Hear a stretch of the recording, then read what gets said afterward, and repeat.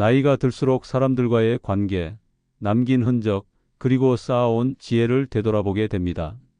하지만 이 시기는 또 다른 도전도 함께 가져오는데 자신도 모르게 타인과의 소통이나 자기 존중감에 해를 끼치는 습관을 들이게 되기 쉽습니다. 영상을 통해 그런 습관 9가지를 짚어보고 그 대안을 제시합니다. 사람은 누구나 늙습니다. 문제는 어떻게 늙을 것인가에 달렸지요.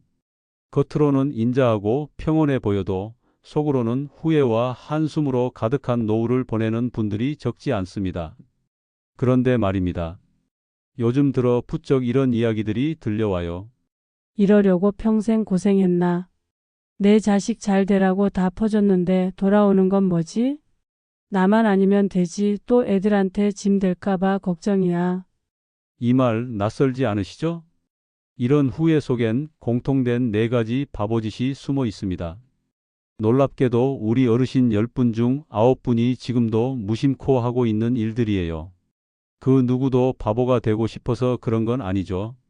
하지만 우리 부모 세대가 너무 잘 살아낸 탓에 자식 사랑이 때론 지나치게 헌신적인 희생으로 변질되곤 합니다.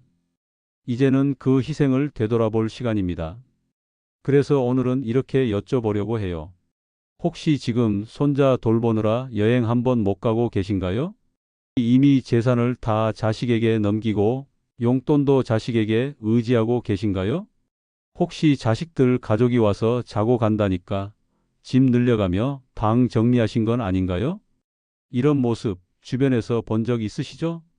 아니면 바로 당신의 이야기일지도 모릅니다. 자, 하나씩 짚어볼게요. 첫 번째 바보는 자기 일정보다 손자 돌보는 게 먼저인 할머니, 할아버지입니다. 딸이 전화해서 엄마, 애 좀 봐줘요. 하면 몇 달 전에 남편과 세운 여행 계획은 눈 녹듯 사라지죠. 그게 한 번, 2번 반복되다 보면요. 어느 순간 자신을 위한 시간은 전부 다음해로 밀려버립니다. 그 다음은 안 오더군요. 두 번째 바보는요. 자식 걱정에 재산을 먼저 다 내어주는 할머니, 할아버지입니다. 혹시라도 상속세 걱정에 혹시라도 갑자기 죽을까봐 남은 노후를 계획 없이 다 내어줍니다. 그런데 문제는 그 후로 3년, 5년이 아니라 30년이 더 남아있다는 것이죠. 막상 본인은 살아있는데 용돈도 공간도 결정권도 자식 손에 있는 노후. 그게 정말 자식을 위한 선택이었을까요? 세 번째 바보는 자식 식구 온다고 집에 짐 들이고 방 내어주고 삶의 균형을 무너뜨리는 사람입니다. 물론 가족이 오는 건 반갑고 기쁜 일이지만 문제는 그 다음입니다. 오고 나면 늘어나는 빨래, 줄어드는 에너지, 줄줄이 밀리는 생활 리듬. 그때마다 당신의 오늘은 조금씩 무너져 내립니다. 네 번째 바보는 자칭 동네에서 입담 좋기로 유명한 어르신이었습니다. 경로당에서도 버스 정류장에서도 심지어 병원 대기실에서도 내가 그땐 말이야로. 시작되는 이야기 보따리를 술술 풀어내곤 했습니다. 그런데 어느 날 경로당 모임에 나갔더니 사람들이 자리를 피하는 겁니다. 심지어 누군가는 이렇게 말했다고 하더군요. 저 어르신 옆에 앉으면 내 얘기할 틈이 없어요. 듣는 것보다 말하는 걸 더 좋아하셔. 그제야 그 어르신도 깨달았다고 합니다. 사람들이 나랑 대화하려는 게 아니라 내 말을 견뎌내려 했구나. 여기서 중요한 이야기를 하나 드릴게요.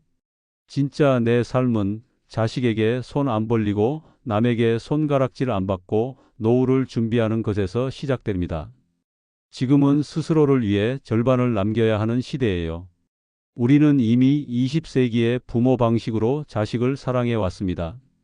하지만 지금 자녀들은 21세기의 자식들이에요. 생각도 다르고 기대도 다릅니다. 이제는 남은 반을 자신에게 투자해야 할 때입니다. 이 말을 하면 많은 분들이 이렇게 말씀하시죠. 그건 머리로는 알겠는데 막상 눈앞에서 손자 울고 있으면 어쩌라고. 자식이 뭐라 그러면 마음이 약해져서 다 줘버리게 돼요. 노인정 가면 주눅 들기 싫어서 말을 많이 하게 돼요. 맞습니다. 그게 사람이고 그게 부모입니다. 하지만 당신의 삶도 누군가에겐 너무나 소중한 인생이라는 걸 잊지 마셔야 해요. 당신이 온전해야 자식도 온전해지고 손주도 건강한 사랑을 배우고 동료 노인들도 나을 존중하게 됩니다. 자식을 위한다며 무너진 노후는 결국 자식에게 또 다른 짐이 됩니다. 그러니 이제는 내 삶을 지키는 법을 배우셔야 해요. 그것이 곧 내 주변 사람들과 내 자식과 손주에게 줄 수 있는 가장 지혜로운 유산입니다.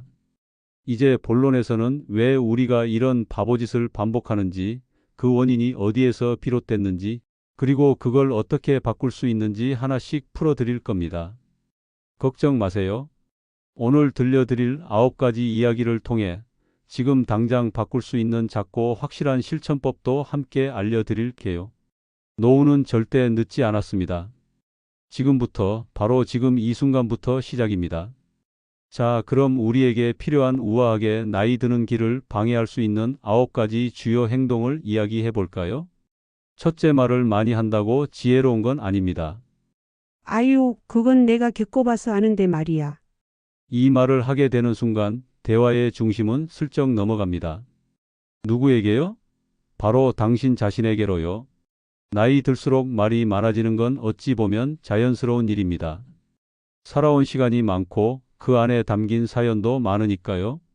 전세 살던 시절 이야기, 군대 얘기, 아이들 어릴 적적 이야기, 또 한때 장사하던 경험까지 하나하나 꺼내놓으면 영화 몇 편은 나올 만큼 스토리가 풍성하지요. 그런데 말입니다. 이 경험들이 타인의 귀에 소중한 이야기로 들릴지 피곤한 훈계로 들릴지는 전적으로 전달하는 태도에 달려 있습니다. 70대 초반의 김영자 어르신은 동네 경로당에서 인기가 참 많았습니다. 처음엔요. 맛있는 간식을 자주 가져오시고 이야기 보따리도 풍성했죠. 하지만 시간이 흐르면서 어르신들 사이에서 슬슬 이런 말이 돌기 시작했습니다. 김 여사님 옆에 앉으면 입 아프다. 우리 얘긴 못해. 항상 자신의 과거 이야기, 자식 자랑, 사회에 대한 푸념으로 시간을 채우다 보니 다른 사람들은 입을 열 기회를 얻지 못했습니다. 결국 어느 날 함께 다니던 노래교실에서 김 어르신이 빠졌는데도 아무도 이유를 묻지 않았습니다. 말이 많아서가 아니었습니다. 남의 말을 듣지 않아서였죠. 반면 80이 넘은 한성수 어르신은 조용한 성격이셨습니다. 동네에서는 늘 듣는 귀가 있는 분으로 통했죠. 누가 무슨 이야기를 해도 고개를 끄덕이며 끝까지 들어줍니다.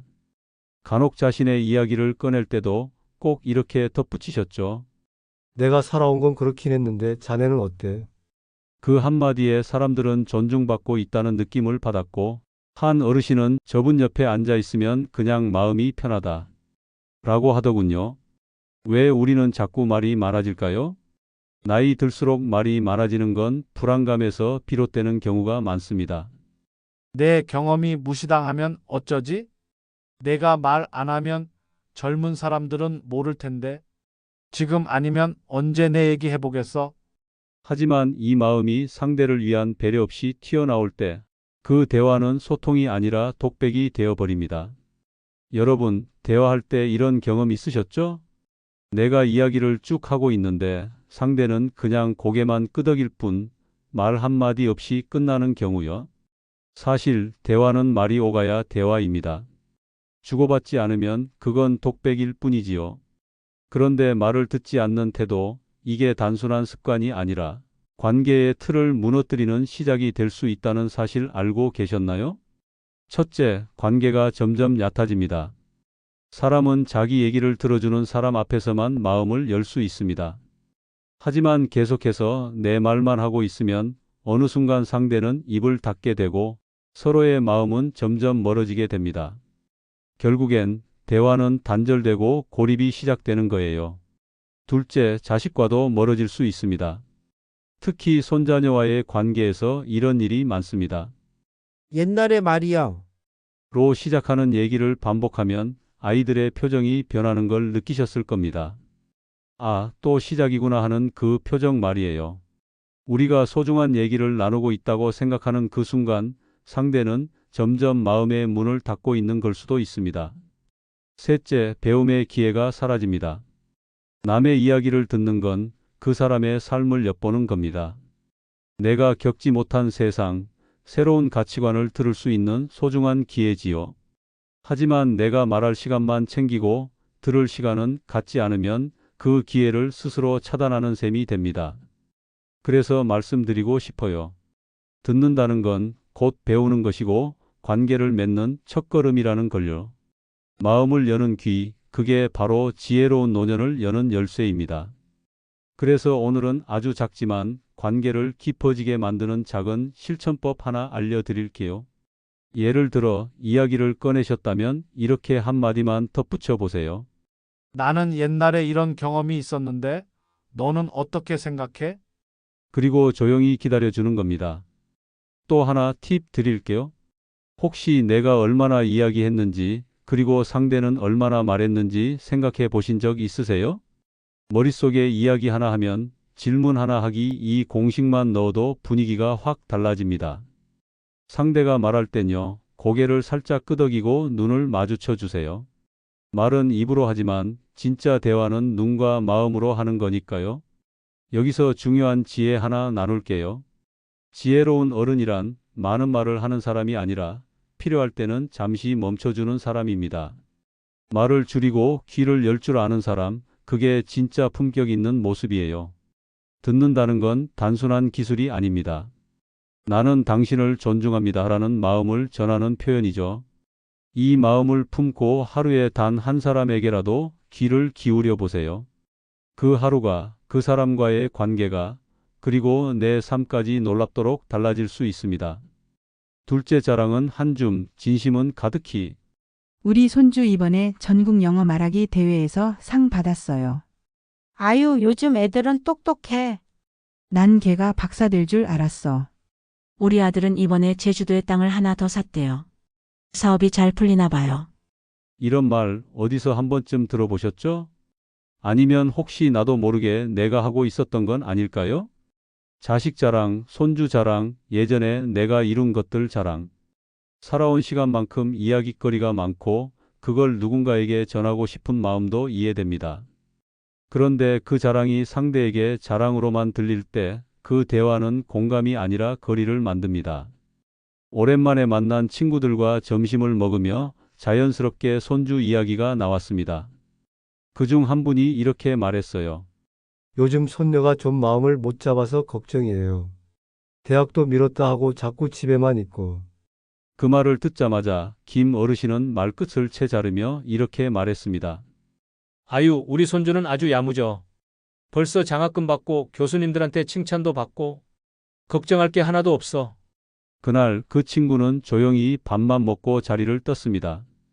돌아가는 길에 혼잣말처럼 이렇게 중얼거렸다고 하더군요. 나는 그냥 마음이 힘들다고 털어놓은 건데. 어떤 자랑은 듣는 사람 마음에 상처가 됩니다. 특히 그 자랑이 비교가 될 수 있는 상황이라면 더더욱 그렇습니다. 상대가 지금 무엇을 힘들어하는지, 어떤 걱정을 안고 있는지 전혀 고려되지 않은 채 자신의 좋은 이야기만 꺼내면 그건 자랑이 아니라 무심한 소리가 되죠. 심지어 어떤 분은 이렇게 얘기하셨어요. 나는 힘들다 얘기하면 다들 자기 자식 자랑만 해요. 그래서 이제는 말을 안 해요. 자랑하고 싶은 마음은 인간이라면 당연합니다. 문제는 자랑이 중심이 되는 순간 진심은 뒤로 밀린다는 거예요. 우리는 결국 공감받고 싶어서 말하는 건데 오히려 상대를 밀어내는 말이 될 수 있다는 걸 자각하는 게 중요합니다. 자식의 성공 이야기를 하고 싶다면 이런 식으로 바꿔보세요. 우리 아들이 이번에 좋은 성과가 있었는데 그 과정이 참 쉽지 않았어요. 중간에 포기하려는 순간도 많았거든요. 근데 그걸 이겨내는 걸 보면서 나도 배운 게 많더라고요. 똑같은 이야기도 자랑보다 배움을 중심에 두면 듣는 이도 마음을 엽니다. 그 과정에서 당신이 느낀 점, 깨달은 점을 나누는 건 자랑이 아닙니다. 그건 지혜의 전달입니다. 한 가지 더 이야기 드릴게요. 경남에 살고 있는 이철호 어르신은 70대 중반. 예전에 공무원으로 일하다 퇴직한 후 조용히 농사짓고 사시는 분입니다. 이분은 친구 모임에 나가면 늘 잘난 척하지 마라, 겸손히 밥값이다라고 농처럼 말하곤 하죠. 한 번은 친구가 자식 자랑을 늘어놓다 그 말을 듣고 이렇게 대답했습니다. 그래, 나도 기쁜 일이 있긴 한데 오늘은 내 얘기 먼저 듣자. 그날 모임은 유난히 따뜻하고 오래 기억에 남았다고 합니다. 왜냐고요? 누군가의 진심이 겸손하게 스며들었기 때문입니다. 우리는 말할수록 가까워지는 줄 알지만 잘못 말하면 멀어지는 경우가 더 많습니다. 특히 노년에는 말보다 마음이 먼저 전달되어야 합니다. 가족이든 친구든 자랑보다 함께 나누는 이야기가 더 소중합니다. 그 안에 서로를 향한 배려가 녹아 있을 때 그게 바로 품격 있는 대화이며 지혜로운 노년의 언어입니다. 셋째, 그 사람, 당신이 아는 사람 아닐 수 있습니다. 딱 보니까 저 사람 별로야. 저렇게 생긴 사람은 믿으면 안 돼. 말투 보니까 버릇없네. 딱 감이 오네. 이런 말 혹시 무심코 해보신 적 있으신가요? 나이 들수록 우리는 직감이 늘었다고 생각합니다. 사람을 많이 겪어봤고 상황도 많이 겪어봤으니 얼굴만 봐도 말 몇 마디만 들어도 이 사람 어떤 사람이다 감이 온다고 믿게 되죠. 그런데 말입니다. 그 감이라는 것 과연 언제나 맞았을까요? 70대 중반의 조순자 어르신은 처음 만난 이웃을 보고 이렇게 생각했다고 합니다. 눈도 못 맞추고 인사도 제대로 안 하네. 참 무례한 사람이야. 그런데 알고 보니 그분은 시력을 잃어가던 중이라 눈을 마주치지 못했던 거고 청각이 좋지 않아 인사 소리를 잘 듣지 못했던 겁니다. 며칠 뒤 동네 반찬 나눔 행사에서 다시 마주쳤는데 그분이 조심스럽게 손을 잡으며 말했답니다. 제가 인사를 제대로 못 드렸죠? 혹시 불쾌하셨다면 죄송해요. 사실 제가 좀 불편해서요. 그 순간 조 어르신은 얼굴이 화끈거렸다고 했습니다. 내가 그분을 너무 쉽게 판단했구나. 그저 겉모습만 보고 내가 만든 틀에 억지로 끼워 넣고 있었던 거예요. 우리가 살아온 세월 동안 얻은 경험은 분명 귀중한 자산입니다. 하지만 그 경험이 사람을 단정짓는 잣대가 되면 그 순간부터 우리는 새로운 관계를 맺을 기회를 스스로 놓치게 됩니다.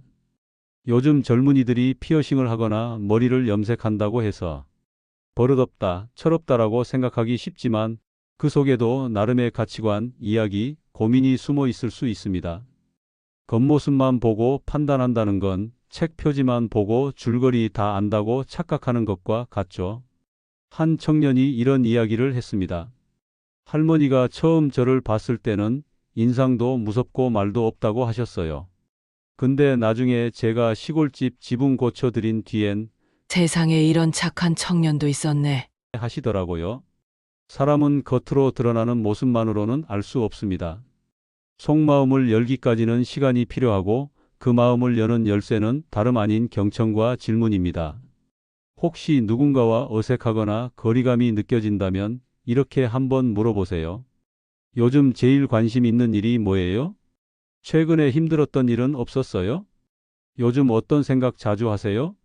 이런 질문은 단순한 정보가 아니라 마음을 여는 도구입니다. 그리고 그 대답을 경청하는 순간 우리는 그 사람을 내 기준이 아닌 그 사람 자체로 받아들이게 됩니다. 사람을 너무 빨리 판단하게 되면 놓치는 게 많습니다. 좋은 친구가 될 수 있는 기회, 새로운 배움을 얻을 수 있는 대화, 내가 미처 알지 못했던 세계와의 연결. 노년은 단절의 시기가 아니라 새로운 연결을 시작할 수 있는 시기입니다. 하지만 그 연결은 내가 옳다는 마음을 내려놓을 때만 가능합니다. 80 넘은 김종배 어르신은 손녀가 데려온 남자친구를 처음 봤을 때 문신이 팔에 있는 걸 보고 몹시 마음에 들지 않았다고 했습니다. 요즘 애들 왜 저러냐 보기 싫게. 하지만 손녀가 조심스럽게 설명했습니다. 이건 군대에서 동료와 함께 받은 문신이에요. 힘든 시절을 이겨낸 기억이라 지우고 싶지 않다고 하더라고요. 그 얘기를 듣고 어르신은 이렇게 말씀하셨습니다. 그걸 알았더라면 처음부터 그렇게 보지 않았을 텐데. 내가 참 속이 좁았지. 사람을 안다는 건 눈으로 보는 게 아니라 마음으로 느끼는 것입니다.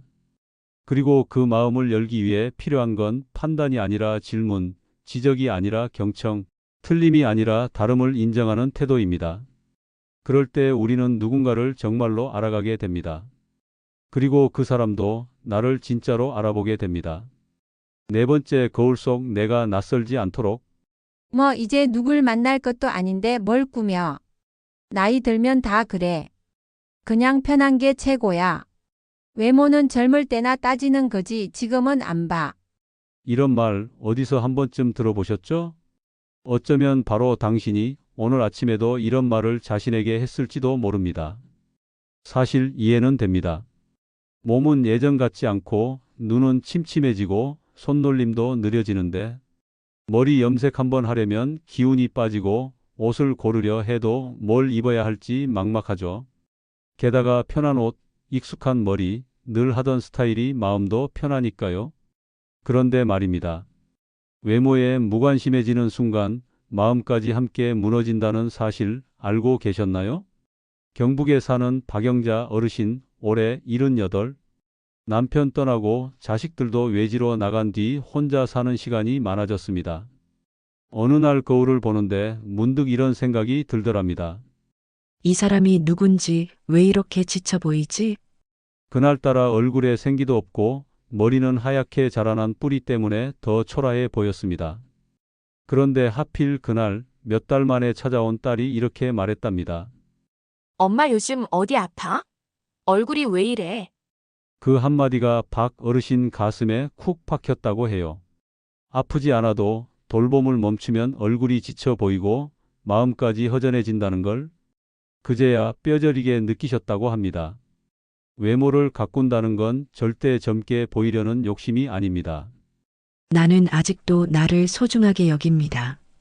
그런 마음을 표현하는 작고 조용한 선언입니다. 누구에게 보여주기 위함이 아니라 내가 나를 마주하는 태도를 바꾸는 것이지요.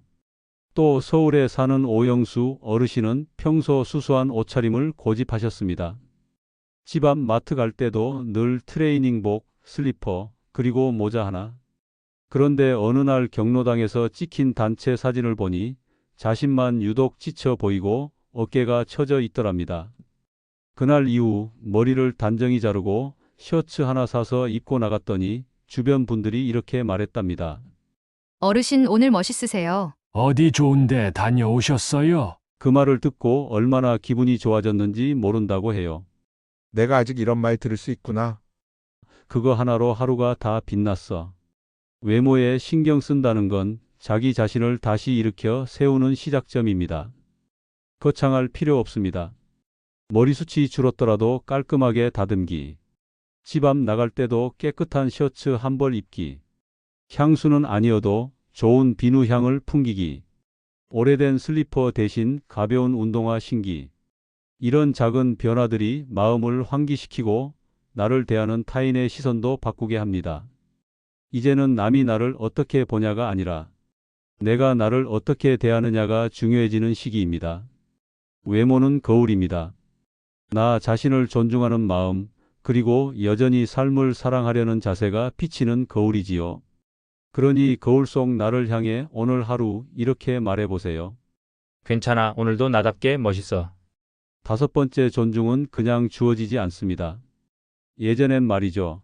나이 드셨으니까 어르신께 먼저 인사드려. 이런 말이 당연했습니다. 나이만으로도 권위가 생기고 나이만큼 존경받는 분위기가 있었죠. 하지만 요즘은 좀 다릅니다. 그분이 나이가 많긴 하지만 대화는 통하지 않아. 잔소리만 하시고 남 얘기는 안 들으셔. 이런 말이 들리기 시작합니다. 언제부턴가 연세가 많다는 이유만으로는 존중을 받지 못하는 시대가 되어버린 거죠. 70대 후반의 최경호 어르신은 늘 답답해 하셨습니다. 요즘 젊은 것들은 인사도 없고 예의가 없어. 옛날엔 어른이면 다 존중해줬는데 지금은 그냥 지나치기 바쁘더라니까. 하지만 자주 가는 단골 카페에서 어느 날 이상한 일이 있었습니다. 비슷한 또래의 다른 어르신에게 젊은 직원들이 선생님, 오늘 또 오셨어요? 이야기 들려주세요. 어제 말씀 참 재밌었어요. 다정하게 웃으며 인사하는 모습이었습니다. 최 어르신은 궁금해서 직원에게 물었습니다. 그 양반은 뭐 하던 사람이야? 직원이 대답했습니다. 그냥 동네 분인데요. 항상 우리 말에 귀 기울여 주세요. 무조건 가르치려 하지도 않으시고요. 그 순간 어르신은 말없이 창밖만 바라보셨다고 합니다. 존중은 나이로 얻는 게 아닙니다. 존중은 나이가 아니라 태도에서 나옵니다. 우리가 진심으로 타인을 존중할 때 그 존중이 되돌아오는 법입니다. 반대로 내가 몇 살인데 내가 너희 또래 때 뭘 했는지 알아? 이런 말투가 반복되면 상대는 마음의 문을 닫습니다. 이해는 합니다.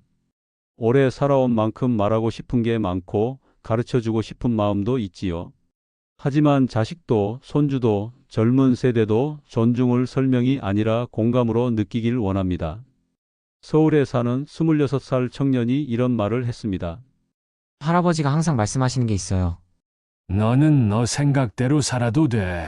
나는 그냥 내 얘기를 해주는 거야. 그 말 듣고 나니까 오히려 더 귀 기울이게 돼요. 그렇습니다. 존중은 강요가 아니라 여백에서 피어납니다. 누군가가 나를 무시한다 느껴질 때 왜 나를 안 존중해? 가 아니라 내가 먼저 저 사람을 존중하고 있나? 이렇게 질문을 바꿔보는 것, 그게 진짜 어른의 품격입니다. 실천은 어렵지 않습니다. 자식이 말할 때 중간에 끼어들지 않기. 젊은 사람의 생각이 나와 달라도 그럴 수도 있겠다고 말해보기. 내가 살아보니까 말이야 대신 내가 겪은 일 중에 도움이 될까 해서 얘기할게로 바꾸기. 먼저 인사하고 상대 눈을 보며 웃기. 6번째, 미워하는 마음, 나만 다칩니다. 그 사람은 죽어도 용서 못해. 생각만 해도 가슴이 답답하고 열불이 나. 이 나이 먹도록 내가 그 억울함을 못 잊어. 이런 말 들어보신 적 있으시죠? 어쩌면 지금 이 순간 당신 마음속에도 그런 이름 하나쯤은 떠오를지도 모르겠습니다. 가족, 친구, 형제 혹은 자식까지 깊은 상처를 남기고 떠난 사람 혹은 지금도 멀찍이 등을 돌리고 있는 사람 말입니다. 그런데 말입니다. 그 미움과 원망을 오래 품으면 상처를 준 사람보다 상처를 품은 내가 더 병듭니다. 경기도 성남에 사는 윤기호 어르신. 올해 80이 넘었지만 형님에 대한 원망은 아직도 생생합니다. 젊은 시절 부모님 재산을 혼자 차지해버리고 연락도 끊었던 형님. 그 사람은 내 인생을 망쳤어. 어르신은 그렇게 말하면서 형 이름만 나와도 목소리가 떨렸습니다. 그런데 어느 날 건강검진 결과를 보고 병원에서 한마디 들었습니다. 요즘 마음에 걱정 많으시죠? 스트레스 수치가 높아서 이대로 두면 심장에도 부담이 될 수 있습니다. 그 말에 윤 어르신은 처음으로 생각하셨답니다. 내가 미워서 병이 드는구나. 내 몸이 먼저 버티질 못하는구나. 원망은 상대에게 가는 게 아니라 내 안에 고이는 독입니다. 그 사람이 지금 잘 살든 말든 그건 중요하지 않습니다. 내가 그 감정을 놓지 못하는 순간부터 내 일상이 무너집니다. 잠이 오지 않고 예전 일만 계속 떠오르고 누굴 만나도 마음이 닫혀 있고 그렇게 과거의 상처가 현재를 지배하게 됩니다. 그럼 어떻게 해야 할까요? 용서해야 할까요? 쉽지 않죠. 하지만 용서는 상대를 위한 게 아니라 나 자신을 위한 일입니다. 용서하자. 그 사람을 용서하자. 이게 아닙니다. 이렇게 바꿔보세요. 나는 이제 그 일에 내 마음과 시간을 더 쓰지 않겠다. 그 감정을 내려놓고 내 남은 날들을 평온하게 보내고 싶다. 이것이 바로 감정의 정리 그리고 자기 치유의 시작입니다. 전남에 사는 김희정 할머니는 70 중반인데 이혼 후 30년 가까이 자식과도 연락이 끊겼습니다. 나는 걔가 나를 버렸다고 생각했어요. 명절에도 연락 한 통 없는 그 애가 얼마나 밉던지. 그러던 중 손편지를 하나 받았습니다. 짧은 글이었지만 이런 말이 있었답니다. 엄마, 내가 많이 부족했어요. 그게 엄마 마음을 아프게 한 줄 너무 늦게 알았어요. 그날 밤 김 할머니는 처음으로 혼자 소리 내어 울었다고 해요. 그리고 말했답니다. 내가 얘를 미워하느라 내 마음을 다 써버렸구나. 이제 남은 마음은 나를 위해 써야겠다. 지금도 마음에 걸리는 사람이 있으시다면 그 사람에게 편지를 써보세요. 보내지 않아도 괜찮습니다. 그저 종이에 마음을 털어놓는 것만으로도 내 속에 쌓인 감정을 꺼내는 일이니까요. 그리고 그 편지 끝에는 이렇게 적어보세요.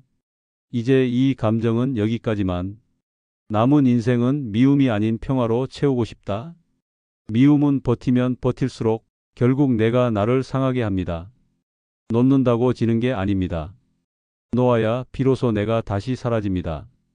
이제는 과거에 얽매인 사람이 아니라 오늘을 가볍게 살아가는 어른으로 당신 자신을 회복해 보세요. 이 네 가지만 실천해도 당신은 자연스럽게 존중받는 어른이 됩니다.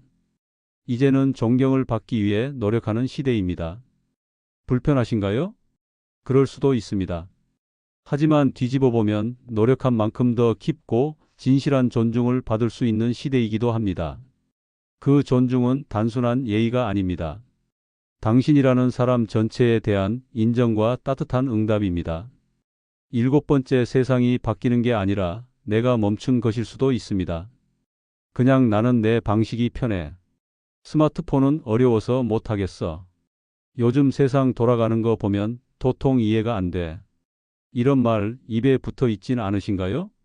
익숙한 걸 고수하고 새로운 걸 멀리하는 마음. 사실 그 마음엔 불안함과 두려움이 숨어 있습니다. 바뀌는 세상이 나를 밀어낼까봐, 잘 모르겠는 걸 하다 실수할까봐, 그래서 점점 다치고 멈추고 뒤로 물러나게 되는 거죠. 80을 넘긴 김용태 어르신은 자식들이 준 스마트폰을 서랍에 넣어둔 지 벌써 3년째입니다. 전화만 되면 됐지. 이건 복잡해서 못 쓰겠어. 터치도 잘 안 되고 뭐가 뭔지 하나도 모르겠어. 그런데 작년 겨울 눈이 많이 오던 날이었습니다.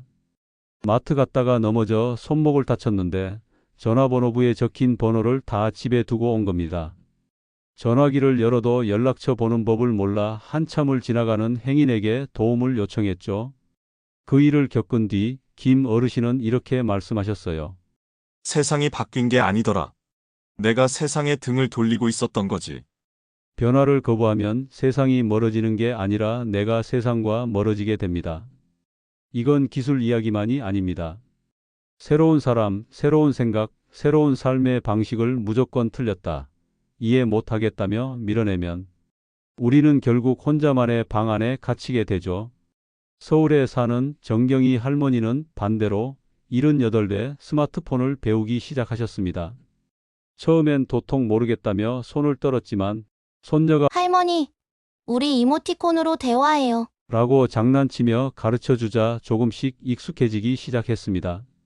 지금은 동창들과 영상통화도 하시고 요리 레시피도 유튜브로 찾아보신다고 해요. 정할머니는 웃으며 말합니다. 이제는 세상이 좀 재밌어졌어. 나도 뭐든 배울 수 있단 걸 알았거든.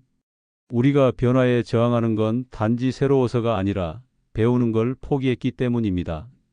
하지만 노년이란 새로운 걸 거부하는 시기가 아니라 새로운 걸 다시 받아들이는 시기입니다.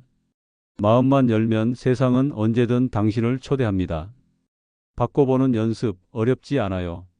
스마트폰을 한 가지 기능이라도 배워보기. 젊은 사람들과 대화할 때 그건 안 돼. 대신 그건 왜 그런 거야? 물어보기. 새로운 취미 하나 도전해보기. 글쓰기, 뜨개질, 그림, 걷기 모임 등. 옛 방식 고수 대신 지금은 이렇게도 하는구나 생각해보기. 이런 작은 변화가 당신의 일상에 숨결을 불어넣고 사람들과의 거리도 줄여줍니다. 변화를 받아들인다는 건 내가 세상을 따라간다는 뜻이 아닙니다. 세상과 나 사이에 다리를 놓는 일입니다. 그리고 그 다리는 당신이 건너는 만큼 당신을 찾아오는 사람도 많아질 겁니다. 8번째, 말하지 않으면 아무도 모릅니다. 괜히 말해서 분위기 흐릴까봐. 이 나이에 감정 따윈 접어야지. 속으론 울어도 겉으론 웃는 게 어른이지. 이렇게 말하며 감정을 꾹꾹 눌러 담는 분들 주변에도 많고 어쩌면 지금 이 순간 당신 자신일지도 모릅니다. 그런데요, 말하지 않으면 누구도 당신의 진심을 모릅니다. 속이 타들어가도 티 내지 않으면 사람들은 그냥 괜찮은 줄로만 생각하죠. 부산에 사는 김정옥 할머니는 남편 돌아가신 지 10년이 넘도록 단 한 번도 주변에 외롭다는 말을 해본 적이 없었습니다.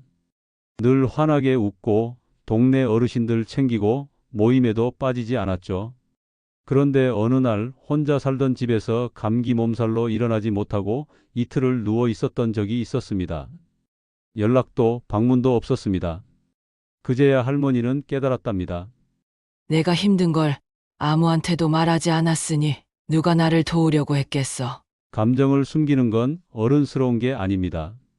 자신을 외롭게 만드는 습관일 뿐입니다. 감정을 표현한다고 해서 약해 보이는 것도 부끄러운 일도 아닙니다. 오히려 나 요즘 좀 울적해. 외로워서 그런지 마음이 허전해.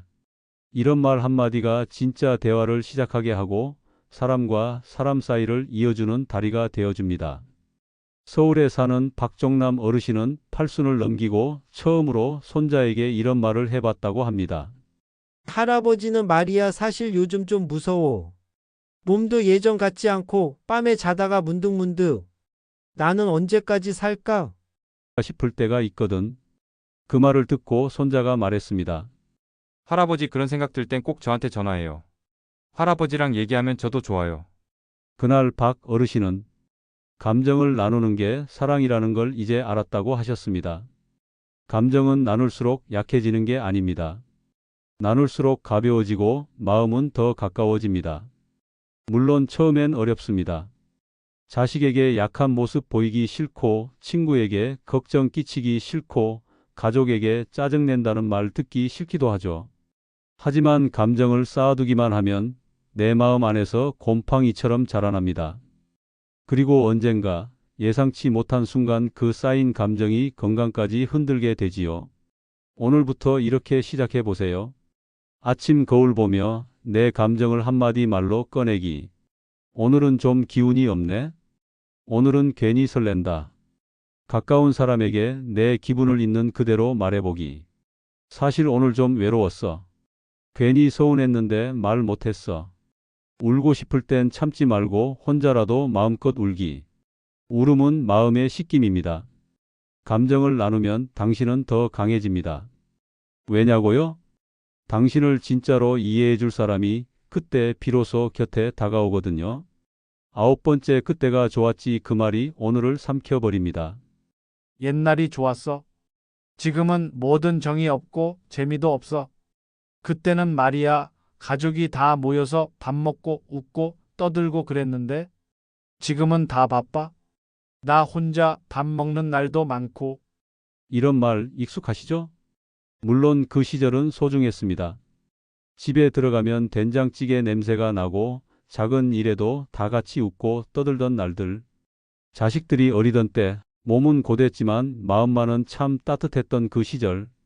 그리운 마음 당연합니다. 그런데 말입니다. 그리움이 현재를 삼켜버리는 순간 우리는 지금 이 순간 살아있는 기쁨조차 느끼지 못하게 됩니다. 80 넘은 한정순 할머니는 요즘 매일 같은 옷을 입고 같은 시간에 같은 뉴스만 보십니다. 요즘 세상은 시끄럽기만 하고 사람들 마음도 너무 삭막해졌어. 이 말이 입버릇처럼 되어버렸죠. 손녀가 와도 늘 하시는 말은 같습니다. 네 엄마 어릴 적 땐 말이야. 그때는 우리 집이 늘 북적북적했어. 할아버지가 살아계셨을 땐. 손녀는 어느 날 조용히 말했습니다. 할머니, 지금 제 얘기도 한번 들어보실래요? 그제야 할머니는 깨달으셨습니다. 나는 지금 눈앞의 사랑을 자꾸 지나간 사랑과 비교하며 흘려보내고 있었구나. 과거는 추억입니다. 그리고 추억은 꺼내볼 땐 따뜻하지만 거기 눌러앉으면 현실은 서늘해집니다. 너무 오래된 사진만 들여다보면 지금 앞에 놓인 따뜻한 밥 한 끼도 그저 예전만 못한 밥상처럼 느껴질 수 있습니다. 과거는 길잡이여야 합니다. 지금의 나를 설명해주는, 그러나 오늘을 살아갈 힘을 주는 자산이어야지 지금을 외면하게 만드는 그림자가 되어선 안 됩니다. 강원도 원주에 사는 서영호 어르신은 예전 교사로 재직할 때를 무척 자랑스러워 하셨습니다. 하지만 퇴직 이후에도 늘 내가 교사였을 땐으로 이야기를 시작하다 보니 친구들도 자식들도 점점 대화를 피하게 되었죠. 그러던 어느 날 손자가 이렇게 말했습니다. 할아버지, 저는 지금 뭐라도 할아버지랑 같이 하고 싶은데 맨날 옛날 얘기만 하시니까. 지금 할아버지는 어떤 사람인지 모르겠어요. 그 말이 참 가슴 아프더랍니다. 그 뒤로서 어르신은 손자랑 그림도 그리고 같이 꽃도 심으며 지금 이 순간을 함께 보내기 시작했습니다. 과거는 나의 일부지만 지금 이 시간이 나를 다시 만들어 주더라. 이게 어르신의 말씀이었습니다. 지금 당신 곁에 누가 있나요? 햇볕이 들어오는 창문, 따뜻한 커피 한 잔, 누군가의 안부 전화. 이 작은 순간들을 지금도 괜찮다고 느끼는 순간 당신은 과거에서 현재로 걸어 나온 것입니다. 오늘부터 이렇게 해보세요. 매일 하루 한 가지 지금 감사한 것 적어보기. 오래된 추억 이야기 대신 오늘의 기분을 말해보기. 자식이나 손주에게 지금 너는 어떤 게 재밌니? 묻기. 새 사진 한 장 찍기. 새 취미 하나 도전해보기. 그렇게 조금씩 당신의 오늘은 다시 살아나기 시작할 것입니다. 추억은 아름답습니다. 하지만 지금 이 순간을 더 아름답게 만드는 도구가 되어야 합니다. 과거를 품고 현재를 사랑하고 미래를 두려워하지 마세요. 당신의 인생은 아직 끝나지 않았습니다. 지금 이 순간에도 새로운 이야기 한 페이지가 시작되고 있습니다. 여기까지 잘 따라오신 여러분, 당신은 지금 그 누구보다 자신의 노후를 진심으로 살아내고자 하는 사람입니다. 그 마음 하나만으로도 이미 절반은 이뤄낸 셈이고요. 오늘 우리는 노후를 망칠 수 있는 9가지 습관에 대해 함께 돌아봤습니다.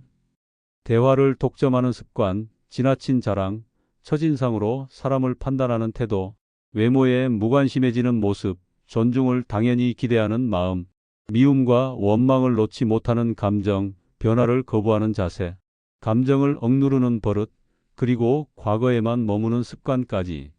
이 9가지는 단 하루아침에 생겨난 것도 아니고 쉽게 사라지는 것도 아니지만 우리가 그것들을 의식하는 순간 변화는 바로 그 자리에서 조용히 시작됩니다.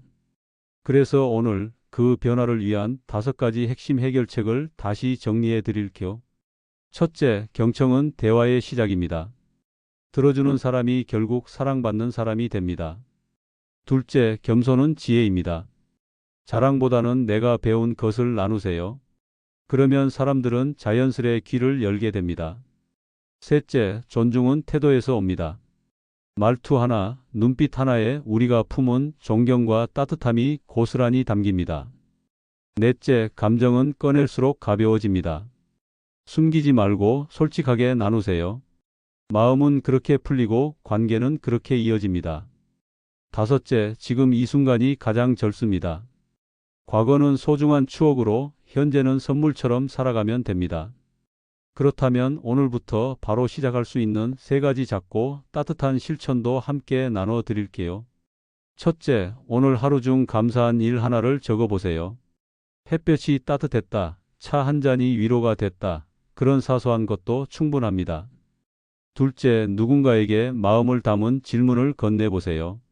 요즘 마음은 어때? 그 짧은 한마디가 닫혀있던 대화의 문을 활짝 엽니다. 셋째, 나 자신을 위해 외모에 작은 정성을 들여보세요. 산책을 위한 셔츠 하나, 머리 정리하기, 향기 좋은 비누 하나. 그 작은 변화가 나를 아낀다는 기분을 만들어줄 거예요. 그리고 마지막으로 꼭 전하고 싶은 말이 있습니다. 노후는 끝이 아니라 새로운 시작입니다. 삶은 더 깊어지고 관계는 더 단단해지며 무엇보다 나라는 사람을 진짜로 알아가는 시간이 바로 지금입니다. 느리게 가도 괜찮습니다. 천천히, 그러나 꾸준히. 당신은 지금 이대로도 충분히 잘하고 계십니다. 다음 이야기에서는 노년의 관계 맺기에 대해 더 깊이 나눠보겠습니다. 자녀와의 관계, 친구와의 소통, 그리고 나 자신과의 대화까지. 건강하고 따뜻한 관계를 이어가는 방법을 함께 알아볼 거예요. 오늘 영상이 마음에 닿았다면 아래 댓글로 당신의 생각을 들려주세요. 그 경험이 또 다른 누군가의 마음에 소중한 위로가 될 수 있으니까요. 그리고 구독과 알림 설정도 잊지 마시고요. 우리 다음 시간에 또 만나 뵙겠습니다. 당신의 지혜로운 하루를 진심으로 응원합니다.